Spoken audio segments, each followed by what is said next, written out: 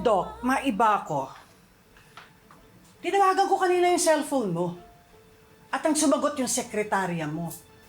Ang sabi, nasa OR ka raw. Pero nung tumawag si Doc Lindon sa East Ridge, ang sabi wala ka raw schedule for operation. Nasa bahay ka lang pala.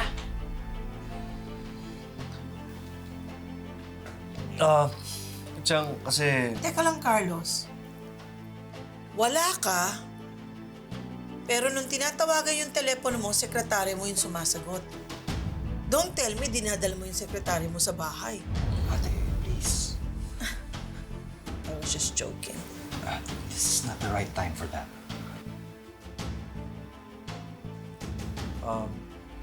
Naiwan ko kasi yung cellphone ko sa office ko sa East Ridge. Baka naman nagkamali lang yung secretary ni Doc Carlos.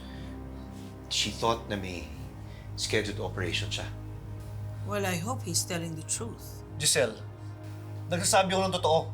Oh, chill! Grabe naman ang init ng ulo mo. Pwede na ako magpakulo ng kape sa init ng ulo mo eh. Ate, pwede ba tigilan na natin si Carlos? Pasensya ka na, Carlos. Masyado na maraming nangyari today. Oo nga po, Ma'am Giselle. Tama na po.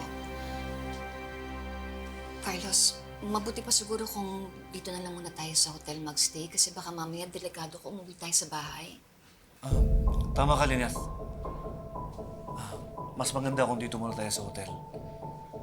Pero, uwi muna ako, Kailangan ko asikasuhin yung police report at para kurang kita ng mga gamit sa bahay. Dadali ko dito. Gusto mo bang samahan kita? Ay! Hindi.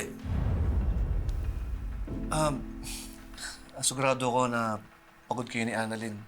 So, mas maganda siguro kung magpahinga muna kayo dito. Ako na lang muna umuwi. Sige. Mag-iingat ka tsaka balitaan mo kami, ha? At, Tay, nasan nga po pala si Zoe? Nag-text na siya. Nasa Apex na daw siya. Sige, Lynette. Ano na ako? Mag-iingat ka, ha? Thank you. Balitaan mo kami. Okay. Michael.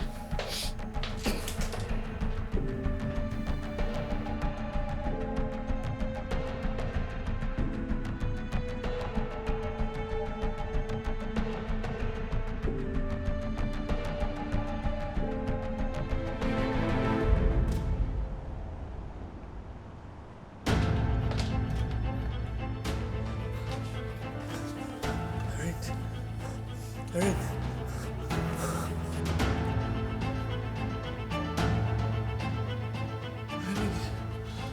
Harry, hindi ka pwede mamatay.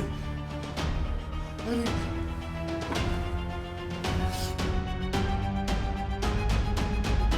Harry, hindi ka pwede mamatay. Harry, Harry, hindi ka pwede mamatay. Harry, Harry, gumising ka. Harry.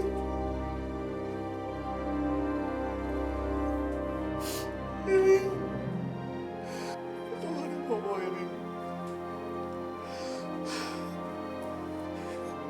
Hindi ko intention na patayin ka. Nagawa ko lang saktan ka dahil sinisira mo ang buhay ko. Pilit mong kinukuha ang taong importante sa akin. Hindi ko hayaan yun.